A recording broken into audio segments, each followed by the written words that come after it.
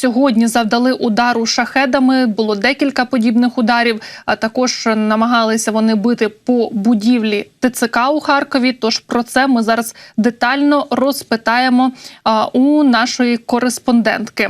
Анна Черненко, журналістка з Харкова. Аню, привіт тобі і розповідай, будь ласка, подробиці. Мої вітання. Так, попри все, доброго дня. Всім хочу сказати, що дійсно Харків з самого ранку пережив 2 серії атак. Про першу ми детальніше розповідали вранці.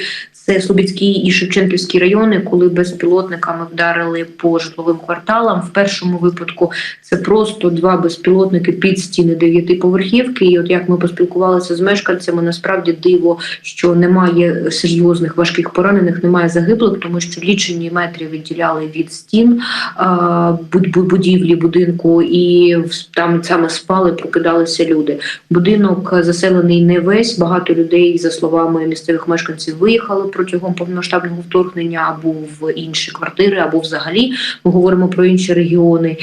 Інакше б кількість поранених була більшою. От, принаймні так думають мешканці. В прокуратурі одразу повідомили, що обстріляли Слобідський і Шевченківський райони геранями другими і додали, що в обох районах попередня ця інформація, що вона буде перевірятися, використали БПЛА герані з термобаричними снарядами. Зараз ви бачите на екрані вже місце другого обстрілу. Це стався після 10-ї, точніше навіть ближче до 10:30 ранку.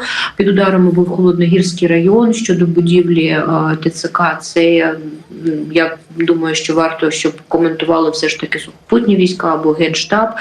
Хочу сказати, що на момент, коли ми приїхали туди, а це було доволі одразу після прильотів, ми буквально чули, як летять ці герані, бачили вибухи. І коли прибули на місце, ще догоряли автівки цивільні, підкреслю, цивільні, бо удари були по одному кварталу, і це історичний старий центр Харкова. Тут багато будівель, яким далеко за 100 років. Одна з вулиць взагалі була заснована ще 17-18 століття, тобто розуміємо, що ще матимемо експертну оцінку істориків, що саме пошкоджено з будівель.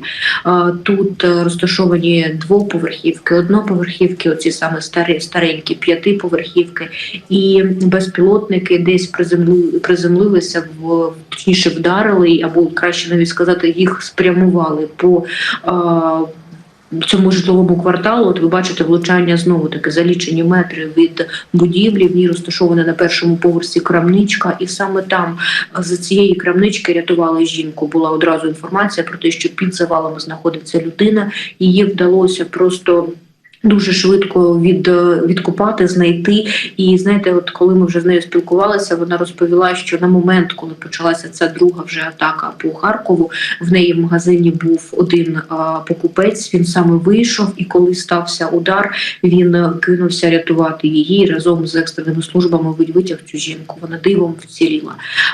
Поруч дуже багато пошкодженого саме житлового сектору, саме приватних машин, які були припарковані просто біля будинків, магазинчиків, крамничок, тобто майнові втрати, на жаль, дуже значні. Але головне, з жалем повідомляю, що стало відомо буквально десь близько години тому, що в лікарні померла одна з поранених жінок саме в Холодногірському районі. Їй було 34 роки, в неї були дуже важкі поранення, і лікарі, на жаль, не змогли врятувати. Не було шансів, на жаль, наскільки розуміємо. Зараз же в лікарнях ще близько 10 людей знаходиться. Це після цих 2 серій обстрілів, маю на увазі ця цифра. І серед них також 2 діток в лікарнях в стані середньої важкості. Я б зараз хотіла, щоб ми послухали людей, які пережили цю атаку вже після 10-ї ранку. Багато з них вважають, що те, що вони пережили сьогоднішній ранок, це насправді диво, тому що хтось мешкає на 5-му поверсі 5-поверхівки, і людина розуміла, що буде дуже важко врятуватися, якщо буде пряме влучання, майже неможливо. Хтось на 1-му поверсі, власне, 1-поверхового будинку, і там немає підвалу, немає укриття, це старенька будівля. Хтось, як наша пані продавчиня, з якою ми познайомилися, саме був на робочому місці і втратив повністю свій бізнес, над яким працювала більше 20 років. Тому пропоную послухати просто емоції і от побачити, в якому стані люди, які пережили цю атаку по Харкову. Я почала кричати, що я на місці, що я жива, і вони допомогли мені вилізти з магазину. Я тільки коли вилазила, подряпала ноги. А так все, жива повністю. Це диво, реально диво. У самому епіцентрі і лишитися живою. Ми почули звук шахеда, падаючого. Він летів вниз. Я крикнув швидко на землю, і я вистрибнув у бік коридора. Я побачив палах у вікні, це вже не перший приліт у наш район. Я вже розумів радіус прильоту, відстані, я розумів, що шансів вижити не так багато. Треба було вистрибувати. Потім за ним послідував ще один, і ще. І після цього ми прийняли рішення евакуюватися з дому. Було дуже близько. У мене 3 дітей, одні не було вдома, 2 менших були вдома. Вони встигли зі своєї кімнати вибігти в кімнату, там, де немає вікон. І слава Богу, тому що в їх кімнаті зовсім винесло вікно, мабуть, склом би їх дуже пошкодило. Коли ми сиділи, коли це все летіло, свист такий був страшний. Ви знаєте, у мене було таке відчуття, наче прямо в дах. Я просто молилася, щоб хоча б ці 2 стіни, між якими ми сидимо, з 2 боків від дітей, щоб хоча б вони залишились цілі. Всі 6 безпілотників вдарили в одному кварталі. Це густонаселений квартал, в якому знаходяться цивільні житлові будинки, а також приватні підприємства. І ми бачимо, що шахеди летіли один за одним, саме з метою нанесення якомога більшого ураження саме в цьому кварталі по цивільним об'єктам. Наостанок хочу кілька цифр, статистики різнопланової щодо цих обстрілів. По-перше, повторюся, що більше 60 поранених – це через 200 серії ударів по Харкову, 7 діток, більше ніж 50 будинків, будівель було серйозно пошкоджено. В Харкові знову вилетіли вікна, в деяких будинках вони вже вставлялися і навіть не 1, і не 2 рази. Були прильоти неподалік за часу початку повномасштабного вторгнення. 1600 вікон. Таку статистику, таку цифру назвали в Харківській міській раді. Але головне, хочу сказати про повітряні тривоги, реакцію на них. Це, правда, важко перебувати в укритті, поки триває вся повітряна тривога, тому що, от як приклад, перший удар, який сьогодні ми почули, був десь близько 5:40, а повітряна тривога почала лунати десь близько 4:30 ранку для Харкова.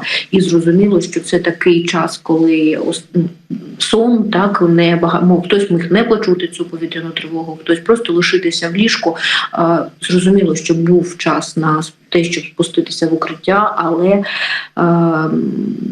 це важке питання. Так, кожен сам собі обирає, спускатися чи ні, але підкреслю, що час був і варто все ж таки реагувати на повітряні тривоги. Тим більш, що зараз от така тенденція, що росіяни не б'ють одним безпілотником, вони запускають по 2 мінімум, як по сьогодні в Слобідському і Шевченківському районах, і по тому 2, Холодногірський одразу 6, тобто за одним ударом буде ще один.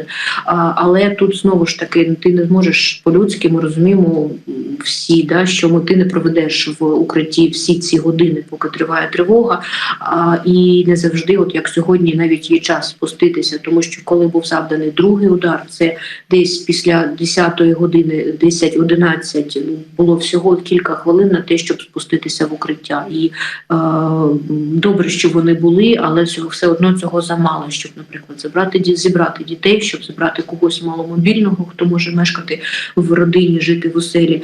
Але разом із тим, от за сьогоднішній ранок, після першого удару, ми пережили ще 5 повітряних тривог. Зараз, наскільки я розумію, в нас відбій, тому прошу максимально вибудовувати своє життя з реакцією на ці повітряні тривоги, тому що сьогодні от ми на собі відчули під час того, як лунала продовжувала лунати перша повітряна тривога, ще кілька оголошень було про небезпеку саме для Харкова, саме для Харківської області.